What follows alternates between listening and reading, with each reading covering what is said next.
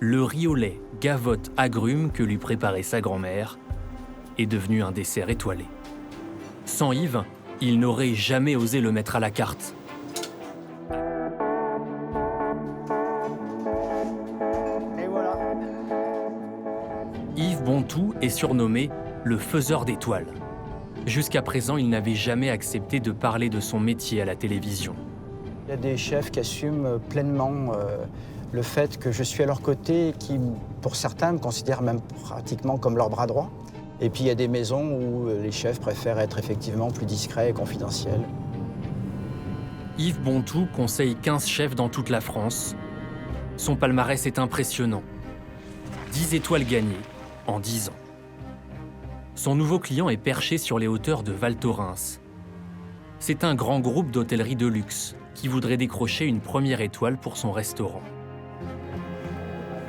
L'équipe est encore en rodage. Le restaurant a rouvert la veille pour le lancement de la saison d'hiver. Un peu comme un inspecteur du guide Michelin, Yves se glisse dans la peau d'un client. Le menu principal, monts et marées, que vous pouvez faire en 4 temps, en 6 temps ou en 8 temps, qui va représenter le parcours de notre chef, la Savoie, la Bretagne, ainsi que le Périgord. Merci. Merci à vous, Yves. Avec mes chefs, je choisis rien. En général, c'est-à-dire que c'est eux qui choisissent vraiment tout ce qu'ils souhaitent me faire déguster. Premier plat proposé par le chef Éric Sanson, c'est tombe le chevalier, un poisson accompagné de caviar, feuilles de pourpier, sauce au vin jaune.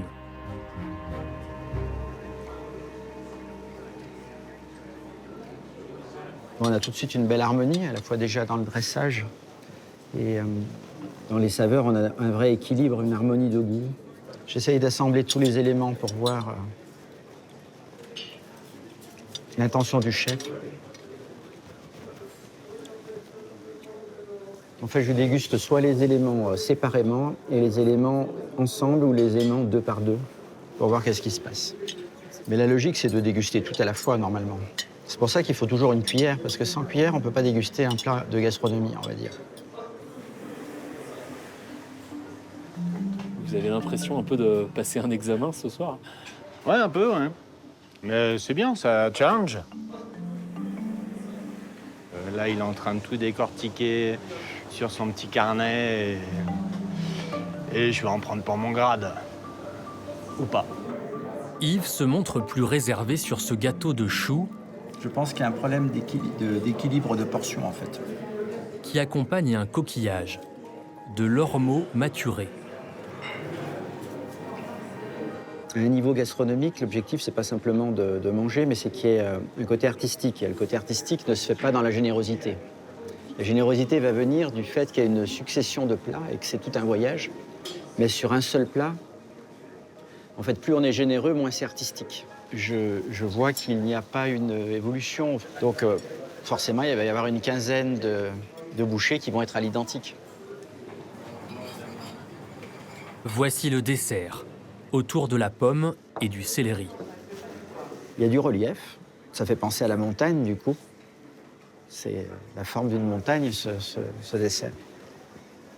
Et le problème, c'est qu'on n'a plus faim quand on arrive au niveau du dessert. Mais à la fois, c'est la dernière touche du repas, donc l'enjeu, c'est qu'il faut que ce soit mémorable. Laisser un grand souvenir que même des minutes après être parti du restaurant, on ait encore ses derniers goûts en bouche. Donc tout l'enjeu, c'est comment on arrive à combiner intensité et légèreté. La meringue, elle manque de goût, elles sont trop sucrées. En tout cas, les goûts, par contre, sont là, sont assez harmonieux. Il y a un petit peu d'acidité qui réveille le palais, qui donne un peu le twist. Comment il réagit? Il a tout fini.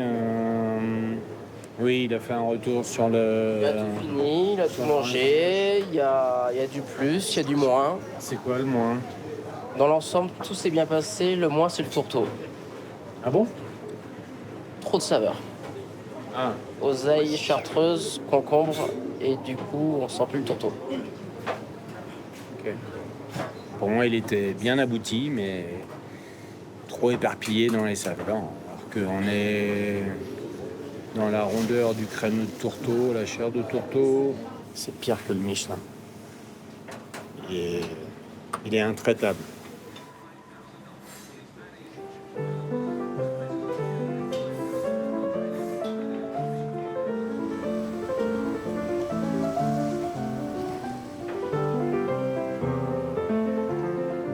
Pour Yves Bontout, un repas gastronomique, ce doit être comme un concerto. Il faut varier l'intensité, tour à tour séduire, surprendre, émouvoir. On reprend le thème, mais de fois-ci plus engagé.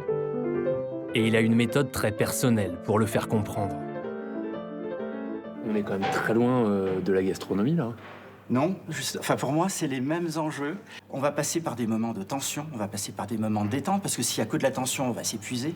En gastronomie, c'est pareil, si c'est tout le temps puissant, le palais il va saturer. Donc en fait, il y a exactement les mêmes enjeux entre la grande musique et la haute cuisine quand il devient un art. C'est à l'image de Yves et c'est ce qu'il veut me faire ressentir. C'est qu'un plat, il ne doit pas être redondant du début à la fin et un menu non plus. Donc c'est son moyen le plus expressif qui soit de me faire passer ce message. S'il jouait mal, mais bon, quand il n'y a pas de fausses notes, c'est comme dans un bon repas. C'est comme ça. À la différence des inspecteurs du guide Michelin, qui ne se montrent plus, Yves Bontout, lui, peut commenter ce qu'il a goûté. Et il ne s'en prive pas. Territoire natal de la Bretagne. Et alors pourquoi ce caviar? C'est pour l'iode en fait et pour Oui. Il vient d'où? Aquitaine ou... Oui. Aquitaine. Première question sur le caviar qui accompagnait le poisson dégusté la veille, puis sur le gâteau de chou, servi avec de l'ormeau. L'ormeau d'un côté, et puis le chou au millefeuille d'algues dans la deuxième assiette. Deux assiettes qui n'ont rien à voir sur le plat esthétique. Le bois échauffé, je pense, de la Savoie. En fait, ça fait deux intentions de plat. Et je ne suis pas convaincu de l'alchimie totale des deux. On arrête de ce soir. Vous faites quoi, Yves, là? Vous lui réécrivez ses recettes? Ah non, jamais. Alors là, hors de question. Les recettes lui appartiennent complètement. Pour chacun de mes chefs, c'est leur recette. À aucun moment, d'ailleurs, vous voyez, je ne donne pas vraiment de solution. Je ne donnerai pas de solution. Je pose des questions à Eric pour l'aider à trouver sa solution. Pour plaire au guide Michelin aujourd'hui, selon Yves Bontout, il ne suffit plus de bien cuisiner. Un chef doit avoir une vraie identité et surtout, le faire savoir. Yves accompagne aussi les restaurants dans leur communication. Le niveau n'arrête pas de monter. C'est clair que le niveau mondial, au départ, c'était la France et le Japon. Aujourd'hui, il y a des vérités culinaires qui sont passionnantes dans une multitude de pays. Ce que je faisais il y a 10-15 ans, maintenant, c'est peut-être plus étoilable. Tout simplement. Et pourquoi? Parce que je pense que les codes ont changé. Yves se montre plutôt confiant pour Éric Sanson. Selon lui, la première étoile est atteignable dès l'an prochain. Le plus rapide, vraiment, c'est effectivement, ce serait mars 2025. C'est difficile de faire plus rapide. Et c'est pas des promesses en l'air, c'est un truc que... C'est possible, mais ça veut dire, par contre, que derrière, qu'on soit régulier, que tout soit au carré, qu'à chaque assiette, chaque service, que l'équipe, que les trois équipes, cuisine, salle, sommellerie, soient au taquet. Voilà, Yves Bontout facture à ses clients en moyenne 3 000 € par mois, un montant variable selon les établissements. Et son influence va parfois bien au-delà des simples conseils.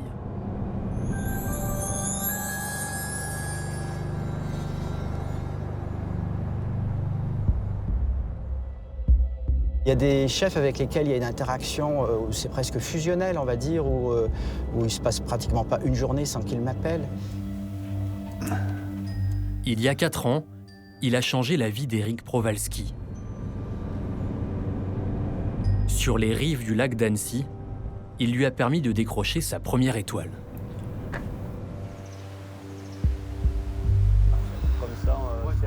Yves Bontout pousse les chefs à se confier, presque comme un psy. À aller au plus profond de leurs souvenirs d'enfance, pour une cuisine qui ne ressemble à aucune autre. Pour Éric Prowalski, le déclic est venu avec un plat inattendu. Et j'avais un souvenir bien précis, c'était pour mes anniversaires, j'avais le plat de riz au lait, des gavottes et des agrumes. Et on mangeait le riz au lait comme ça. Et moi, j'étais le roi du pétrole parce que c'était mon gâteau préféré. Sans Yves, il n'aurait jamais osé le mettre à la carte. Agrémenté d'une glace au safran, le riz au lait, gavotte, agrumes que lui préparait sa grand-mère est devenu un dessert étoilé.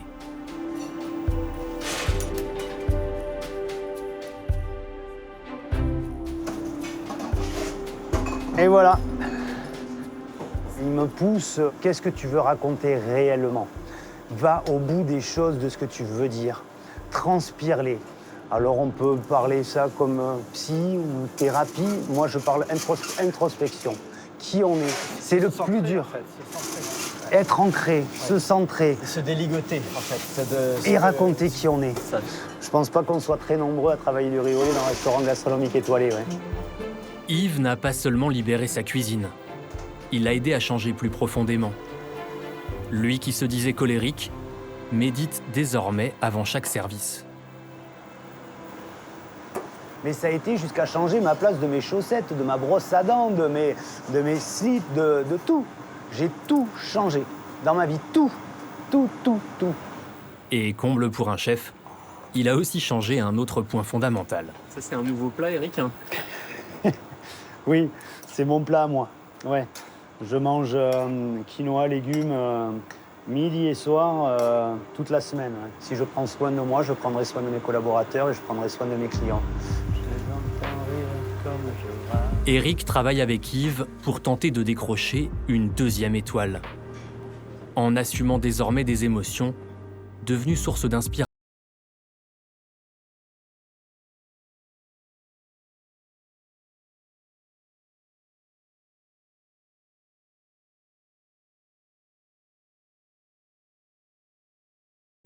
Là, tu as le légèrement glacé au miel, miel et gingembre, miel de nos ruchers, gingembre de Haute-Savoie, cuite juste sous la salamandre. Derrière, confite au gras de canard. Derrière, une saumurée et une gravlax. Un truc avec la verdaise, non? Ouais, non, moi, il est pas mal. Autrement, c'est très beau, puis c'est très personnel, là, du coup. Oui. Après, moi, je l'aime beaucoup. Ce plat est une retranscription poétique d'un souvenir précis. Un lever de soleil lors d'une balade en barque avec un pêcheur sur le lac d'Annecy. Plus on a avancé sur ce riff, plus le soleil se levait.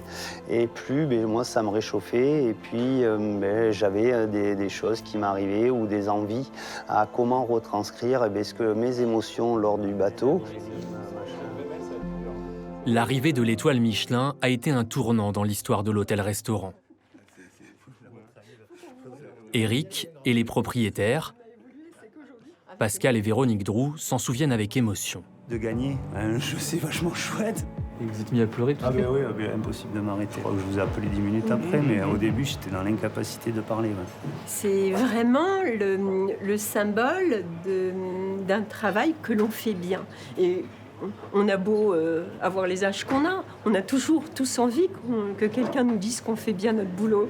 Ouais, c'est peu importe. Si tu veux voir notre reportage en intégralité, n'hésite pas, clique ici. Si tu veux voir notre dernière vidéo, surtout, c'est là. Enfin, si tu aimes Envoyé spécial, n'hésite pas à t'abonner et activer la cloche. C'est là que tu recevras toutes nos vidéos.